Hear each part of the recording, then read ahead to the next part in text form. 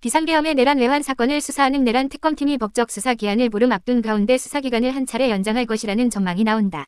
남은 기간 동안 국회 계엄 해제 방해 의혹과 평양 무인기 투입 등 외환 혐의 수사에 주력할 것이라는 분석이다. 1일 법조계에 따르면 특검팀은 수사 기간을 한 차례 연장하는 방안에 무게를 두고 있다. 내란 특검 법상 준비 기간 20일을 제외하고 수사 기간은 기본 90일에 30일씩 총 2회까지 연장할 수 있다. 지난 6월 18일 수사를 개시한 특검팀의 수사 기간은 오는 15일까지로 한 차례 연장하면 10월 15일까지 수사가 가능하다. 두 번째 추가 연장할 경우 수사 기간은 11월 14일까지다. 앞서 법적 수사 기간이 60일로 더 짧았던 순직해병 특검팀은 수사 기간을 이미 한 차례 연장해 오는 29일까지 수사할 예정이다. 특검팀은 지난달 19일 내란 중요임무종사 혐의로 이상민 전 행정안전부 장관을, 29일 내란 우두머리 방조 혐의로 한덕수 전 국무총리를 각각 기소했다. 다만 특검팀은 이 전 장관을 구속하는 데 성공했지만 한 전 총리는 법원이 법적 평가에 대한 다툴 여지를 인정한 것은 물론 증거인멸 및 도주 우려를 받아들이지 않으면서 구속에 실패했다. 최근에는 국회 계엄 해제 요구 결의안 의결방해 의혹을 규명하는 데 속도를 내고 있다.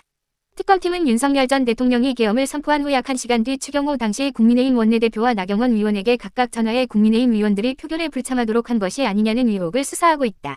한 전 총리 역시 계엄 선포 당일 오후 11시 12분쯤 추 원내대표와 7분가량 통화한 사실이 드러난 바 있다.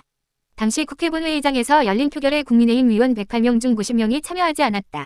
특검팀은 이와 관련해 우원식 국회의장과 조경태 김예지 국민의힘 의원을 조사하는 한편 김상욱 백혜련 박성준 더불어민주당 의원을 차례로 참고인으로 불러 조사했다.